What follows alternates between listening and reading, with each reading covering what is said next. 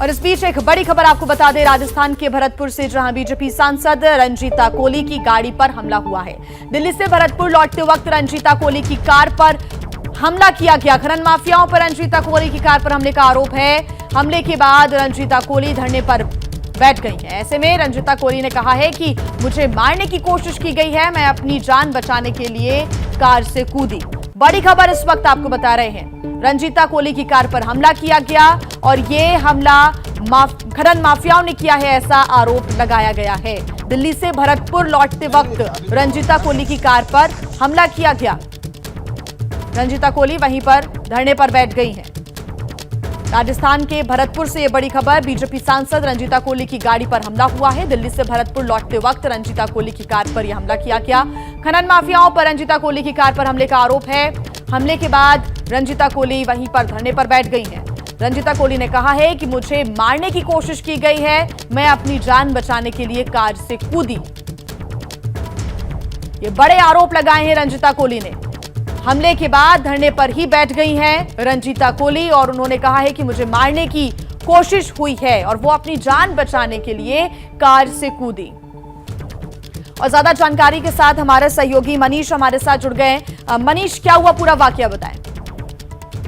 जी, भरतपुर की बीजेपी की सांसद रंजीता कोली, हालांकि रंजीता कोली के मुताबिक उन पर जो अटैक ने किया कि वो लगातार बिजली माफियाओं के खिलाफ मुद्दे उठाती रहती है, लेकिन अहम बात यह है कि रंजीता कोली को पहले से सिक्योरिटी मिली हुई है और ऐसे में बड़ा सवाल कि उस सिक्योरिटी के चलते उन पर किस तरीके का अटैक हुआ, क्योंकि 2 बार पहले रंजीता कोली ने ऐसे आरोप लगाए कि उन पर अटैक हुए हैं और उसके बाद उन्हें राज्य सरकार की ओर से विशेष सुरक्षा दी गई और अब एकाएक और एक अटैक की बात सामने आ रही है। तो इसमें निश्चित तौर पर या तो अवैध खनन माफिया जो है उनका बेकाबू हो चुके हैं। प्रशासन और पुलिस की नाक के नीचे अगर वो सांसद पर इस तरीके से अटैक कर सकते हैं तो आम आदमी या प्रशासनिक अधिकारियों की क्या बिसात है। तो बड़ा सवालिया निशान राज्य की कानून व्यवस्था की स्थिति को लेकर। लेकिन रंजीता कोली पर के बाद एक जिस तरीके से अटैक हो रहे हैं तो उससे कहीं ना कहीं ये बात भी उठती है कि वो खनन माफियाओं के खिलाफ संभवतः जो भी मुद्दे उठाती है उससे होकर वो प्रतिक्रिया के तौर पर रंजीता कोली पर अटैक करते हैं। रंजीता कोली अब धरने पर बैठने की बात कह रही है। उनका कहना है कि उन लगातार अटैक हो रहे हैं, उनकी जान लेने की कोशिश की जा रही है। तो ये सांसद के नाम पर अगर इस तरीके से बड़ा सवालिया निशान राज्य कानून व्यवस्था पर। जी मनीष, क्योंकि अभी वो धरने पर बैठी हुई हैं, उनका क्या कहना है सीधे तौर पर? वो क्या चाहती हैं कि सुरक्षा को लेकर, क्योंकि लगातार कदम उठाए गए लेकिन उसके बावजूद भी माफियाओं की तरफ से हमला करने की कोशिश हुई है, ऐसे में उनका अब अगला कदम क्या होगा, क्या चाहती हैं वो?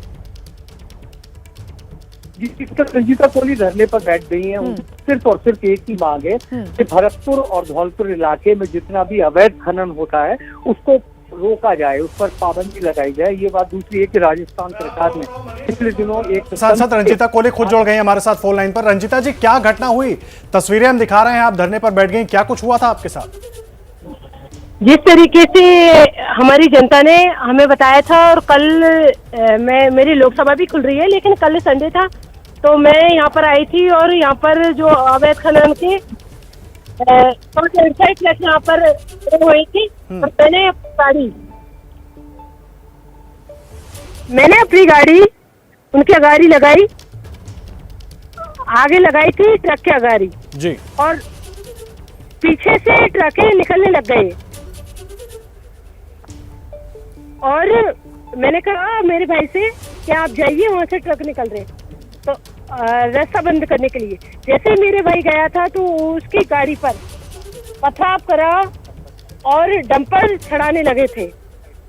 साइड मारते हुए ट्रक वहां से निकलने लग गए जी, और पुलिस वहां पर खड़ी हुई थी, लेकिन उनको रोकने का कोई प्रयास नहीं कर रही थी। और उसी दौरान मेरी गाड़ी पूरी तरीके से टूट गई और आज ये पहली बार नहीं, 4 बार मेरे ऊपर हमला हो चुका। जी, आप सुरक्षित हैं रंजीता जी? आप लोग जो आपके साथ गाड़ी में जो लोग थे, आप सब लोग सुरक्षित हैं? जी जी जी। तो अब आप क्या मांग कर रही हैं? क्योंकि जिस तरह से ये हमला हुआ आपकी तरफ से कहा जा रहा है, पहले भी 4 बार हमला हो चुका है, आपको सुरक्षा भी दी गई थी, आपकी मांग क्या है सरकार से? अवैध खनन को पूरी तरीके से रोका जाए और जो इसके पीछे है उन पर कड़ी से कड़ी कार्रवाई की जाए। जी रंजीता जी, आप लगातार आवाज उठाती रही अवैध खनन को लेकर, लेकिन उसके बाद भी कोई कार्रवाई नहीं हुई। नहीं तो इतनी हिम्मत कैसे बढ़ गई इन लोगों की? जिस तरीके से राज्य सरकार में मंत्री हैं जायदा खान जी, वो प्रशासन से मिल करके और उनके परिवार के बच्चों के नामों पे लीजें हैं, अवैध तरीके से ये चल रही हैं, तो उसी प्रकार से इस पे कोई कार्रवाई नहीं हो पा रही है। और मैं लगातार जनता की आवाज बनकर आवाज को उठाती रही हूँ और उनके लिए लड़ाई लड़ती रही हूँ। जी, आपको पहले मैं आपको सिर्फ इतना बताना चाहूंगी कि मैं ये लड़ाई हमेशा लड़ती रहूंगी और पूरी जनता के लिए ही लड़ूंगी। और जब तक ये बंद नहीं होगा तब तक मैं ये लड़ाई लड़ती रहूंगी और जारी रखूंगी। आपको पहले से कोई धमकी दी गई थी? क्योंकि लगातार आप आवाज उठाती रही हैं, जिस तरह से आप भी बता रही हैं, कुछ इस तरह की जानकारी आपके लोगों के जरिए आपको मिली थी कुछ? मेरे ऊपर हमले हुए और धमकी दी गई और मेरे घर पे पोस्टर भी चिपकाए गए और मेरे ऊपर फायरिंग की गई है घर पर। लेकिन रंजीता जी, आप तो सांसद हैं, आपने राजस्थान सरकार के सामने भी अपनी बात रखी होगी, उसके बाद आपके ऊपर इस तरह से हमला हो जाता है, तो आम लोग जो इस तरह की आवाज उठाएंगे उनका क्या होगा? क्या राजस्थान में कानून का ठीक से पालन नहीं हो रहा है? मैं यही कहना चाहूंगी कि सांसद के ऊपर जिस तरीके से हमला हो रहा है, आवाज को दबाया जा रहा है, तो आम जनता का क्या होगा ये मुझे भी नहीं पता। जिस जनता के लिए हमें चुना गया उस जनता की ही लड़ाई हम लड़ रहे हैं। जी, तो आप लोगों की आवाज क्यों नहीं सुन रही राजस्थान की सरकार? क्यों नहीं इस पर ध्यान दिया जा रहा है, अवैध खनन रुके और इस तरह से लोगों की जान पर ना बने? क्योंकि इसमें राज्य सरकार के ही मंत्री लिप्त है और राज्य सरकार ही का प्रेशर है, इसलिए कोई कार्रवाई इस पर नहीं हो पा रही है। तो अभी आप लोगों ने कोई मामला दर्ज करवाया रंजीता जी? पुलिस की टीम वहां पर पहुंची, पुलिस के अधिकारी वहां पहुंचे जहां आपके साथ ये हादसा हुआ? जी बिल्कुल, मैंने मामला दर्ज करवाया है कि जिस तरीके से मेरी गाड़ी पर पथराव करा और मेरी हत्या करने की कोशिश करी गई है, इन पे कड़ी से कड़ी कार्रवाई की जाए और जो अवैध खनन चल रहा है इसको रोका जाए। बहुत शुक्रिया रंजीता कोली जी आपका हमारे साथ जुड़ने के लिए। बीजेपी की सांसद रंजीता कोली हमारे साथ जुड़ी हुई थी। उन्होंने कहा है कि सख्त से सख्त कार्रवाई होनी चाहिए। वो अभी भी धरने पर बैठी हुई हैं और साथ ही राज्य सरकार से उन्होंने सीधे ये मांग की है कि अवैध खनन करने वालों के खिलाफ कार्रवाई हो और हमले के पीछे जो भी आरोपी हैं उनके खिलाफ भी सख्त कार्रवाई होनी चाहिए।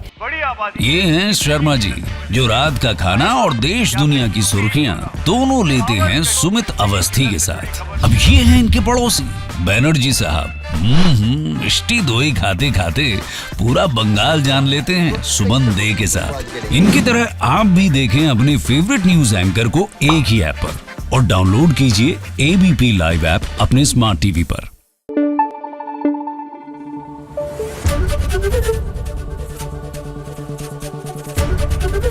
एबीपी न्यूज आपको रखे आगे।